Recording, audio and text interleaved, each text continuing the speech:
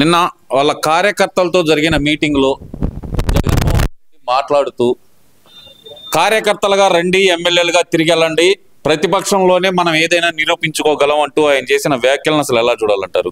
అంటే ఆయనకి పోటీ చేయడానికి కూడా నాయకులు దొరకలేని పరిస్థితి ఉందనుకోవచ్చు అంటారా, లేదా ఉన్న కార్యకర్తలను రెచ్చగొట్టడానికి చేస్తున్నారు అనుకోవాలంటారు ఈ వ్యాఖ్యలు?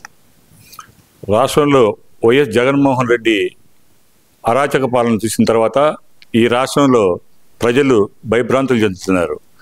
ఈ రాష్ట్రంలో 164 సీట్లతోటి కూటమి ప్రభుత్వం బ్రహ్మాండంగా పాలన సాగిస్తుంది.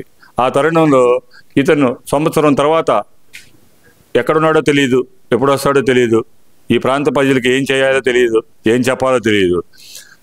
అర్ధాంతరంగా పార్టీ కార్యకర్తలు తాడేపల్లి ప్యాలెస్లో కార్యాలయాలు గుర్తుకొచ్చినాయి ఇతనికి.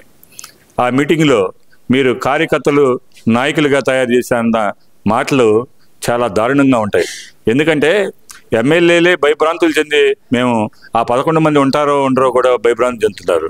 ఈ రాష్ట్రంలో గాడి తప్పిన పాలన చూసి ఈ ఏ ప్రజలు వాళ్ళు తిరస్కరించిన తర్వాత ఏ నాయకుడి పక్షాన ఉండాలన్నా ఆ నాయకుల లక్షణాలు లేకపోవడంతో ప్రజలు చెల్లాచెదురైపోయి ఈ విధానాలు విని భయభ్రాంతులు చెందుతున్నారు.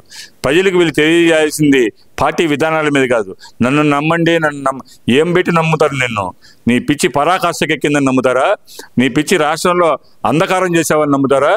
గంజాయి వనం చేశారని చెప్పి నమ్ముతారా? ప్రజలు ఏ విధంగా నమ్మాలి నిన్ను?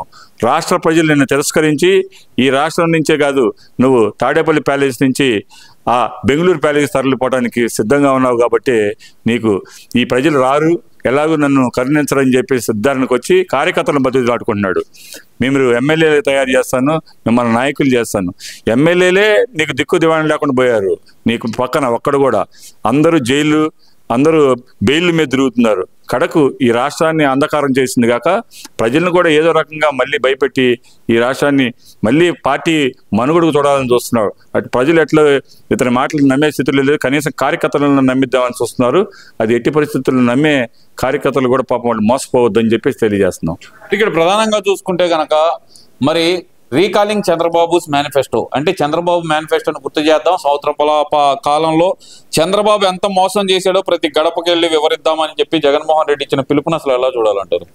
రాష్ట్రంలో ఇంటింటికి తెలుగుదేశం కార్యక్రమంలో భాగంగా రాష్ట్రంలో అన్ని ప్రాంతాలు కూడా ప్రజలకు ఏం చేయగలిగాం, ప్రజలకు ఏం మేలు చేస్తున్నాం అని కూడా స్పష్టంగా ఈ రాష్ట్రంలో 3,000 రూపాయల పెన్షన్ 4,000 రూపాయలు చేసిన ఘనత నారా చంద్రబాబు నాయుడు గారికి కలిసి ఆంధ్రప్రదేశ్ దిక్చూచ దిశ మార్చగలిగే సత్తా దమ్మున్న ప్రపంచ దేశాలు మెచ్చించదగ్గ నాయకుడు నారా చంద్రబాబు నాయుడు గారు.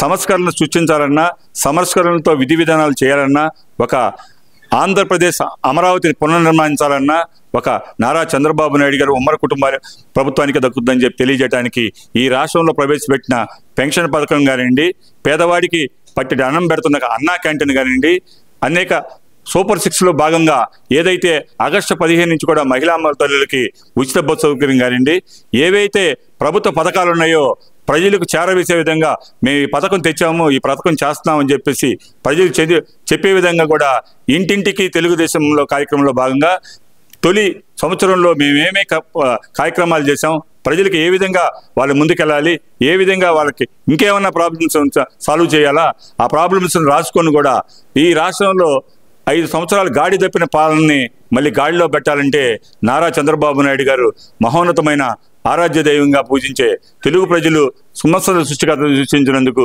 నారా చంద్రబాబు నాయుడు గారికి ప్రత్యేకంగా ధన్యవాదాలు తెలియజేయాలి. ఇతను పిచ్చి వైఎస్ జగన్మోహన్ రెడ్డి పిచ్చి పరాకాష్ఠకెక్కింది. ఎందుకంటే పరిపాలనలో చేసిన విధానాలు కానివ్వండి, తను చేసిన లోపాలు కానివ్వండి, అప్పటి నుంచి ఇప్పటిదాకా అవే భ్రమలో ఉన్నాడు. ఇంటింటికి తెలుగుదేశం కార్యక్రమంలో ప్రజల పక్షాన ప్రజలతోటి ప్రతి ఎమ్మెల్యే కానివ్వండి, ప్రతి కార్యకర్త కానీ మేము ఈ పని చేయగలిగాం, ఈ పని చేయలేకపోయాం, ఈ పని చేయాలంటే మీరేం చెప్పండి అని చెప్పి ఒక యాప్ ద్వారా తెలుగుదేశం పార్టీ ఒక సంస్కరణ సృష్టించే విధంగా రాష్ట్రంలోనే కాదు దేశంలో కూడా ఒక వినూత్న పోకడలో ఈ రాష్ట్రంలో పరిపాలన సాగుతుంది. అలాంటి తరుణంలో గడప గడపకేని ఈ జగన్మోహన్ రెడ్డి మళ్ళీ కపట నాటకం ఆడుతున్నాడు. ఉన్న గడపలు బీక్కెళ్తాడు. ఇప్పుడు వరకు గడపకని చెప్పేసి అన్ని గడపలు టచ్ చేస్తే ఆ పాపం ఆ పేదవాళ్ళు నమ్మారు. ఇక నమ్మే స్థితిలో కూడా పేదవాళ్ళు లేరు. గడపకని ఈ నమ్మే మోసాలను నమ్మొద్దు.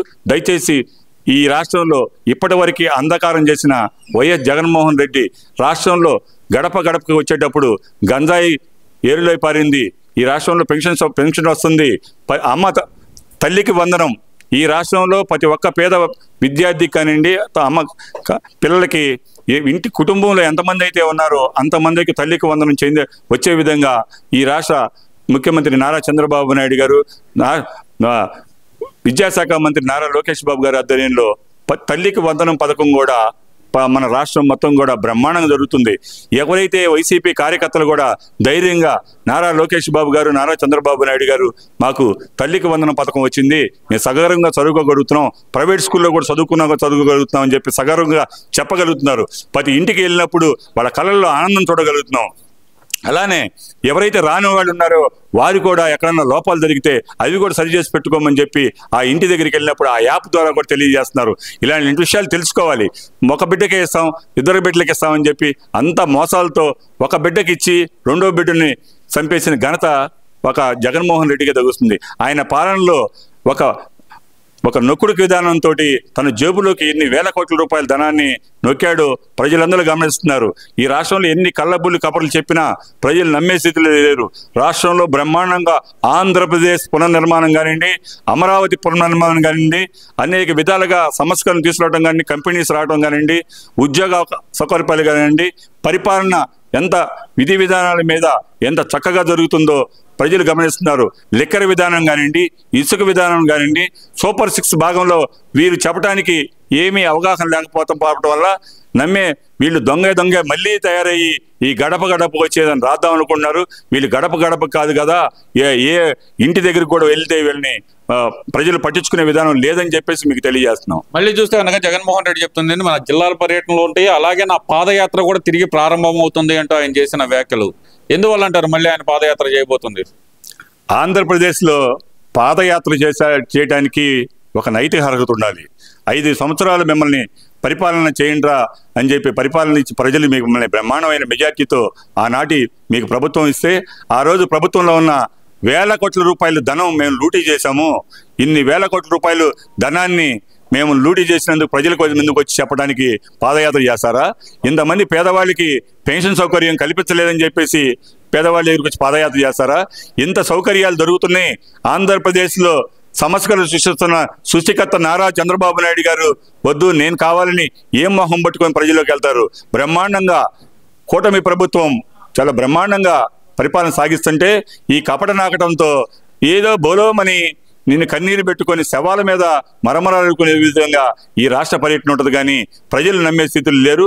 ఇప్పటికీ భయభ్రాంతులు చెంది నువ్వు బెంగళూరు ప్యాలెస్లో దాక్కున్నావు, ఇంకా అక్కడే ఉంటే మంచిది. ఈ రాష్ట్ర ప్రజలు నిన్ను తాడేపల్లి ప్యాలెస్ నుంచి తరిమి కొట్టే రోజులు దగ్గరలోనే ఉన్నాయి.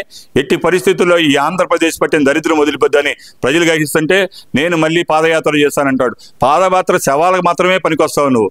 ఎక్కడైనా ఈ రాష్ట్రంలో గంజాయి మీ కార్యకర్తలు ఎక్సైజ్ ద్వారా కానివ్వండి, గంజాయి ద్వారా కానివ్వండి, జైల్లో ఉన్న వారిని ఎప్పుడన్నా పరామర్శించారా? ఎందుకు పరామర్శిస్తావు? ఎందుకు పరామర్శ చేయలేకపోతున్నావు? ఓన్లీ శవాల మీదే ఎందుకు నువ్వు ప్రయాణం గడుపుతున్నావు? ఓన్లీ శవాల మీదే నువ్వు ఎందుకు ఇలా పేలాపన చేస్తున్నావు? ఏ కార్యకర్తకు వచ్చే కష్టం కలిగినా ఇంతవరకు వెళ్ళిన దాఖలాలు లేవు. ఈ రాష్ట్రంలో అనేక ప్రాంతాలు తిరుగుతానంటావు, ఏం ముఖం పెట్టుకొని పెరుగుతావు? ఆ ప్రాంత ప్రజలకు ఏం సమాధానం చెప్తావు? నేను లిక్కర్ స్కామ్లో నా ఎమ్మెల్యేలు మంత్రులు ఉన్నారని చెప్తావా? ఒక దోపిడీ విధానంలో ఇసుక ఏది? ఈ రాష్ట్రంలో మద్యం ఏరులై పారింది, గంజాయి ఏరులై పారింది. వాటి సమాధానం చెప్పలేక ఏ ప్రాంతానికి వెళ్ళినా ప్రజలు నిన్ను అడుగుతారు, నాయన ఇప్పుడు బ్రహ్మాండంగా ఉంది పరిపాలన, మళ్ళీ ఎందుకు తగలబడ్డారు అంటే సమాధానం చెప్పడానికి నీ దగ్గర ఏముందని చెప్పేసి మేము ఈ సందర్భంగా తెలియజేస్తున్నాం.